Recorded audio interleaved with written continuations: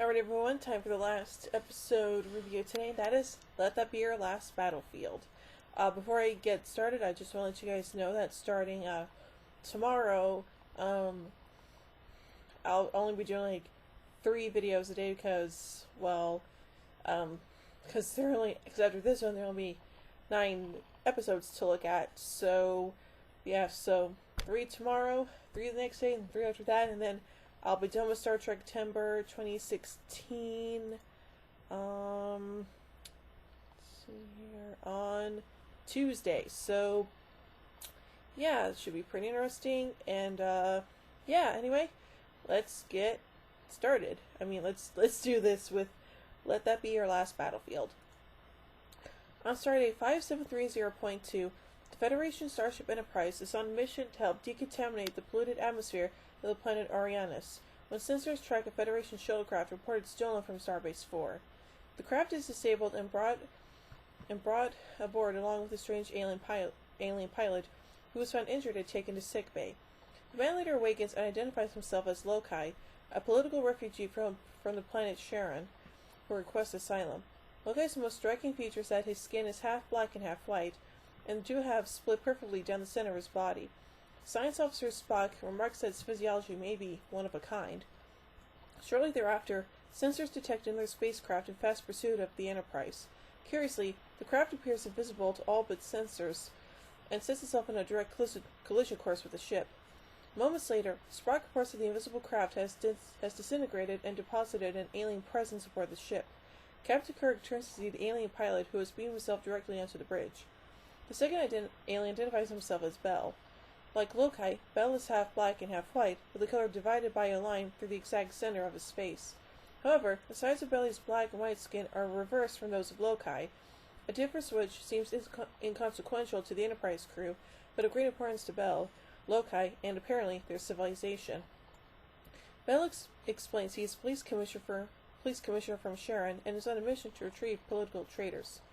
His current quarry is Lokai, whom he has been chasing for what Bell claims to be 50,000 Earth years. Bell then instructs Captain Kirk to take him to see his prisoner. Bell is taken to Lokai, but Lokai reacts fearfully to Bell's presence and strongly demands he be taken away. The two aliens begin arguing about slavery and racial segregation and almost attack each other. Kirk decides to ignore their heated arguments and returns to the bridge. Bell soon follows and demands that Kirk change course to Charon. Kirk refuses, informing him that Bell's mission is no concern of his, and that he has more urgent matters to attend to. He allows Bell and Lokai to remain on board and tells them he will drop them off at Starbase 4 once the mission is complete and let them sort it out. Lokai comes to the bridge and demands that Kirk will kill Bell and grant him asylum. Kirk refuses and calls security to escort the two off to the brig. However, both aliens generate a personal powerful force field that resists both phaser blasts and the guards' physical attempts to subdue them. Tired of Kirk's commands, Bell invokes a strange power that takes control of the ship and steers it towards Charon. With no way to return control, Kirk threatens to destroy the Enterprise. Bell believes Kirk is bluffing until Kirk activates the ship's auto-destruct sequence with the voice code approval of First Officer Spock and Chief Engineer Scott. Bell nervously watches as the countdown nears zero. Then the alien finally relents control in the last seconds. Kirk cancels the auto-destruct and changes course back to Arianis. Kirk confirms Lokai and Bell that they are to be treated as guests, provided they do not interfere with the operation of the ship. Once the Arianis mission is completed, Bell takes control of the Enterprise again. This time he deactivates the auto-destruct in the process and sends the ship to Charon. Once there, the two aliens find the planet's population completely wiped out by a global war, fueled by insane racial hatred.